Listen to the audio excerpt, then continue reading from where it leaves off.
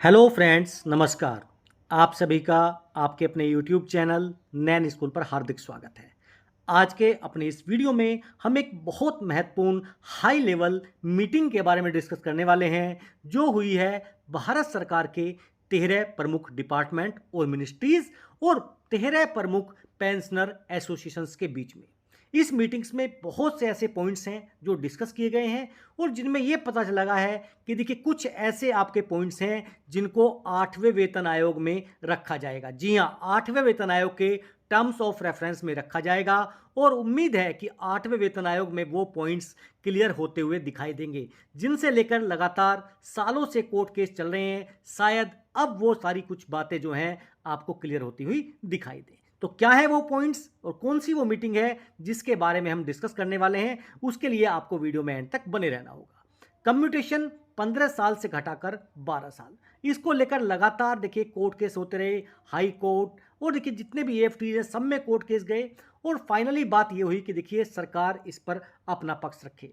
सरकार ने कहा कि देखिए पे कमीशन का काम है और हम इसको आगे भेजते हैं। तो क्या 8वें वेतन आयोग में इस पर सॉर्ट आउट होने वाला है, इस पर करेंगे चर्चा। फिक्स मेडिकल अलाउंस जो अभी 1,000 रुपये प्रति माह है, उसको 3,000 रुपये करने की बात, उसमें क्या मीटिंग में निकल के आया, इस पर भी बात करेंगे। स्पर्श की इतनी समस्याएं हैं, उनको लेकर क्या बताया गया मंत्रालय में और क्या बताया पेंशन मंत्रालय ने, इस पर भी बातचीत होगी। फैमिली पेंशनर्स के लिए देखिए एसओपी क्या है, उनके लिए क्या नई क्राइटेरिया है, उसके बारे में भी डिस्कस होगा। और भी बहुत सारे ऐसे ग्रांट्स हैं जिनको बढ़ाने की बात की गई है, जो इस मीटिंग से निकल के सामने आ रहे हैं। तो ये मीटिंग बहुत महत्वपूर्ण है जो आज के अपने इस वीडियो में हम डिस्कस करने वाले हैं। अगर आप मेरे चैनल पर नए हैं, चैनल को सब्सक्राइब कर लीजिए। वीडियो पसंद आए तो लाइक और शेयर ज़रूर करें। देखिए सबसे पहले अगर मैं बताऊं तो ये आपके सामने जो लिस्ट है, लिस्ट ऑफ पार्टिसिपेंट्स, किस किस ने इस मीटिंग में हिस्सा लिया। तो डॉक्टर जितेंद्र सिंह, आप सभी जानते हैं, ये minister of state personnel public grievance and pensions chairman हैं। वो इस्कोवा मीटिंग को चेयर कर रहे थे और जो यहाँ पर सेक्रेटरी थे पेंशन विभाग के, वो यहाँ पर इस्कोवा के कन्वीनर थे श्री वी श्रीनिवास। उसके बाद में किस किस मंत्रालय और मिनिस्ट्रीज से कौन कौन शामिल हुआ, उसकी लिस्ट भी आप देख सकते हैं। डिपार्टमेंट सीजीडीए की तरफ से, उसके बाद में सीजीडीए एमओडी की तरफ से, मिनिस्ट्री ऑफ रेलवेज की तरफ से, मिनिस्ट्री ऑफ एक्सपेंडिचर की तरफ से, ministry of health and public family welfare की तरफ से, डिपार्टमेंट ऑफ टेलीकॉम, सीजीडीए डीओटी की तरफ से, सीपीएओ की तरफ से, डीओपीटी की तरफ से, department of financial services DFS की तरफ से, department of post, J and के बैंक, इंडियन बैंक। ये 13 वो मिनिस्ट्रीज और डिपार्टमेंट थे जिसके प्रतिनिधि इस मीटिंग में शामिल हुए और जिसको हेड कर रहे थे पेंशन मंत्री। अब आगे बात करें, इसमें किस किस ने भाग लिया पेंशन एसोसिएशंस ने, उनके बारे में बता रहा हूं यहां पर। Baroda central pensioner associations, all India central bank associations, ये नीचे देख सकते हैं आप, all India federation of pensioners association Chennai. और देखिए सबसे लास्ट में भी आप यहां पर देख सकते हैं Indian ex services league new Delhi, brigadier Inder Mohan Singh, ये भी देखिए इस मीटिंग में शामिल हुए थे। तो आखिर इस मीटिंग में ऐसा क्या इंपॉर्टेंट था, किस किस मुद्दे पर चर्चा हुई, सारी बातें जानेंगे विस्तार से। चलिए चलते हैं अब उस लेटर की तरफ। देखिए government of India, ministry of personnel public grievance and pensions, department of pension and pension welfare की तरफ से ये लेटर जारी हुआ है to the pensioners associations included in इस्कोवा। देखिए जो इस्कोवा मीटिंग में शामिल हुए, मैंने आपको दिखाया, अभी 13 की 13 लिस्ट दिखाई, अब उनके नाम ये लेटर निकाला गया है। Minutes of 34th SCOVA meeting held under chairmanship of honourable, जो मिनिस्टर हैं उनके अंतर्गत में 11/3/2025 को विज्ञान भवन न्यू दिल्ली में। तो उसको लेकर देखिए जो बातें सामने आई हैं, अब वो पीडीएफ के रूप में है जो मैं आपको शेयर कर रहा हूं। देखिए यहाँ पर है कि किस किस मुद्दे पर चर्चा हुई, वो सारी बातें यहाँ पर हैं, कौन कौन आया, ये सारी बातें हम ऑलरेडी देख चुके हैं, क्योंकि सरकार का 100 डे का जो एक्शन प्लान है उस पर काम चल रहा है। देखिए यहाँ पर डिस्कस हुआ सीजीएचएस इश्यूज को लेकर। सीजीएचएस को लेकर कुछ इश्यूज थे, जैसा आप सभी जानते हैं, जितने भी हमारे एम्प्लॉयज़ हैं सिविल वाले, उनके लिए सीजीएचएस काम करता है, जैसे अपने लिए ईसीएचएस है। तो देखिए यहाँ पर उनका पॉइंट था, वो मैं यहाँ पर दिखा रहा हूँ आपको, स्क्रॉल डाउन करता हुआ। इसमें क्या क्या डिस्कशन हुआ, क्या डिसीजन हुआ, वो यहाँ पर लिखा हुआ है। सेकंड पॉइंट जो हमसे जुड़ा हुआ है वो है स्पर्श पोर्टल रिलेटेड इश्यूज। आप सभी जानते हैं स्पर्श में इतनी प्रॉब्लम्स हैं, इतनी समस्याएं हैं, उनको लेकर डेली पेंशनर्स परेशान होते रहते हैं। Ex Service Welfare League, Pensioner Association from Pune and Chennai raised the issue being faced by the defense pensioners after migration of pension accounts from bank to Spurs portal. The issue of payment of additional pension, restoration of commutation of pension were highlighted. The issues related to digital life certificate, especially for pensioners residing in foreign countries, was raised. The pensioners also raised the issue of OROP. अब देखिए discussion क्या क्या हुआ और क्या क्या इसमें decision हुआ, इसके बारे में आपको आगे बताने वाला हूँ।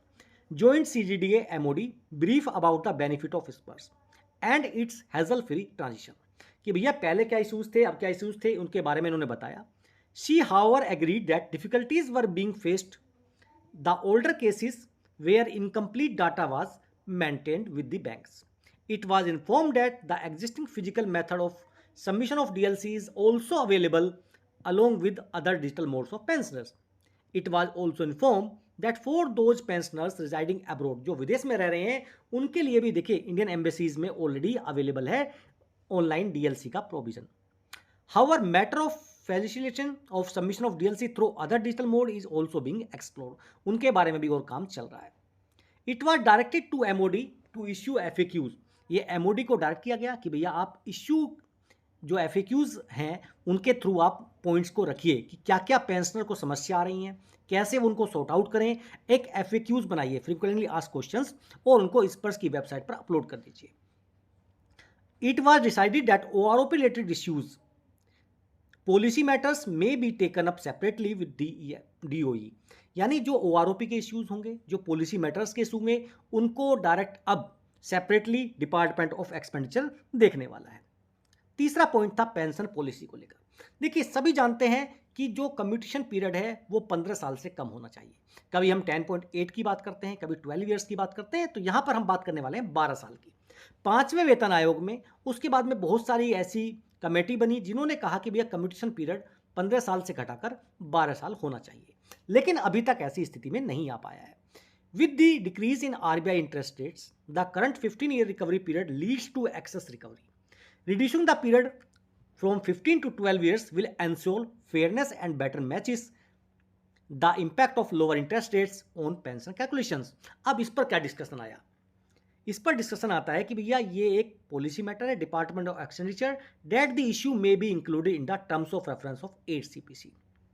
यानी अब ये मैटर जो है 8वें वेतन आयोग के टर्म्स ऑफ रेफरेंस में रख दिया जाएगा और अब इस पॉइंट को यहाँ पर क्लोज कर दिया जाता है, क्योंकि 8वां वेतन आयोग इस पर अपनी राय देगा। Laying down SOP for streamlining the process starting of family pension. सबसे बड़ी दिक्कत होती है, मुझे कुछ लोगों के कमेंट्स आते हैं कि सर इतने दिन हो गए हमारी पेंशन अभी भी स्टार्ट नहीं हो पाई, जबकि जितना जल्दी हो सके सरकार के प्रोविजंस हैं, आदेश हैं कि उनकी फैमिली पेंशन शुरू होनी चाहिए, लेकिन फिर भी उनको काफ़ी लंबा इंतजार करना पड़ता है। डिस्कशन क्या क्या हुआ? It was informed by DOPPW that comments have been sought from banks, CPAO and other concerned ministries departments on the question of a SOP for grant of family pension, कि भैया एक स्ट्रीमलाइन प्रोसीजर बनाया जाए, एक simple SOP बनाई जाए जिसके आधार पर फैमिली पेंशन शुरू की जाए, और DOPP in consultation with other stakeholders will issue instructions in the regard. इसको लेकर अब जो भी आदेश आएगा वो आपके सामने रखा जाएगा। नोशनल इंक्रीमेंट आप सभी जानते हैं, DOPPW का आदेश आ चुका है। फाइनेंस जो उनका लेटेस्ट ऑर्डर है उसके अनुसार अब आपको देखिए ये चीज़ मिल जाइए, तो इस पॉइंट को भी क्लियर कर दिया गया। अब एक increase the grant in aids of PWA cases. यहाँ पर देखिए इनको बताया गया, ये जो झारखंड गवर्नमेंट की रेट है 16 से 18,000, तो इनको भी इन्होंने बात मनाने की बात मांग की गई है। यहाँ पर डिस्कशन क्या है कि भैया जो ग्रांट इन एड है एग्जिस्टिंग 75,000 उसको बढ़ाकर 5 लाख रुपए किया जाना चाहिए। The process for payment of enhanced grant in aid to PWAs from next financial year is being finalized, कि भैया अगली साल से ये बढ़ाया जाएगा, 75,000 से बढ़ाकर 5 लाख किया जाएगा। It was informed that the heads of expenditure from GIA is also being discussed by the committee and this would be kept flexible। अब देखिए जो जम्मू कश्मीर बैंक के लिए है उनके लिए था ये पॉइंट्स, वो हम यहाँ पे छोड़ देते हैं। Integration of Indian bank with भविष्य पोर्टल, इसके बारे में डिस्कशन था। Next point fix medical allowance, 3,000 रुपये किया जाना चाहिए। ये देखिए पार्लियामेंट स्टैंडिंग कमेटी भी अपने पॉइंट्स में कई बार बता चुकी है, तो इसको लेकर भी देखिए यहाँ पर बताया गया है, it was informed by department of expenditure that this issue may be included in the terms of reference of 8th CPC। यानी ये पॉइंट भी आपका 8वें वेतन आयोग की टर्म्स ऑफ रेफरेंस में चला गया है। संपन्न पोर्टल ऑफ DOT, यानी ये सारे वो पॉइंट्स थे जो हमने डिस्कस किए इस स्कोवा मीटिंग में, जिसको हेड कर रहे थे डॉक्टर जितेंद्र सिंह। अब सबसे बड़ी बात यह है कि इन सारी जो मीटिंग्स हुई, इनसे निचोड़ निकल के क्या सामने आता है? इनसे निचोड़ निकल के सामने ये आता है कि जो आपकी नोशनल इंक्रीमेंट की मांग थी वो लगभग पूरी कर दी गई है। हालांकि जो उसका पुराना एरिया है वो नहीं मिलेगा as per supreme court guidelines, लेकिन जो आपका कम्यूटेशन का पॉइंट था, जो आपका FMA का पॉइंट था, उन पॉइंट्स को 8वें वेतन आयोग के टर्म्स ऑफ रेफरेंस में शामिल कर लिया गया है। स्पर्श की समस्याओं को लेकर भी बात हुई, तो उसमें ये चीज़ निकल के सामने आई कि देखिए ये जो प्रॉब्लम्स हैं, हाँ पेंशनर्स इसको फेस कर रहे हैं। उनके लिए क्या किया जाना चाहिए? उनके लिए एक FAQ के फॉर्मेट में कि क्या क्या करना है, कैसे करना है, कुछ ऐसे पॉइंट्स हैं वो आपको FAQ फॉर्म में मिलने वाले हैं बहुत ही जल्द। और अगर बात करें, एक SOP के लिए काम किया जा रहा है जो फैमिली पेंशनर को स्ट्रीमलाइन करे कि उनको फैमिली पेंशन स्टार्ट करने में देरी ना हो सके। बहुत सारी ऐसी चीज़ें हैं जो स्पर्श में देखने को मिल रही हैं, जैसे कुछ डाटा जो उनके पास था वो पूरा डाटा अवेलेबल नहीं था। पेंशनर्स के साथ कभी भी उनका PPO, कभी भी उनकी पेंशन स्लिप कभी भी चेंज हो जाती है, मैसेज आता है कि वह टेक्निकल एरर की वजह से ऐसा हुआ। ये सारी चीज़ें देखिए नहीं होनी चाहिए। अगर आप सारी चीज़ें टेक्निकल टीम पर छोड़ देंगे तो जो पेंशनर्स है, जो ओल्ड एज पेंशनर है, फैमिली पेंशनर है, उसको पता कैसे चलेगा? मेरे पास ऐसे 10 रिजर्विस्ट पेंशनर्स हैं जो मात्र 9,000 पेंशन ले रहे हैं, उसके बावजूद भी उनसे रिकवरी की जा रही है कि भैया आपको पहले 10,000 समथिंग दिया जा रहा, तो उनकी क्या गलती थी इसमें? ये सारी चीज़ें देखिए क्लियर होनी चाहिए और ऐसे पेंशनर से रिकवरी नहीं की चाहिए। इस पॉइंट को भी इसमें ऐड किया जाना चाहिए था कि जो रिकवरी है पेंशनर से वो नहीं होगी जब उनकी गलती नहीं है। आपकी इन विषयों पर क्या राय है? अपने कीमती सुझाव कमेंट बॉक्स में ज़रूर दें। फिर मिलेंगे आपसे। जय हिंद, जय भारत।